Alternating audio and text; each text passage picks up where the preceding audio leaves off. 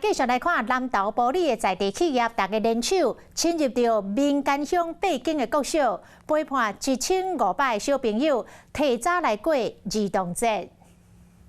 真侪人拢爱食巧克力豆，所唔知影果子来源含面状制作。埔里镇一间工作室结合在地企业，来到民间乡真侪间学校举办儿童节活动，希望当互囡仔会当熟悉巧克力豆。可可除了是我们很多小朋友最喜欢来享用之外，实际上它可以应用在各个生活面的还是很多。在地工作室当年拢会伫咧馆内各乡镇举办巧克力豆的实龙课程，即摆除了知识分享，嘛邀请真侪企业共同参与。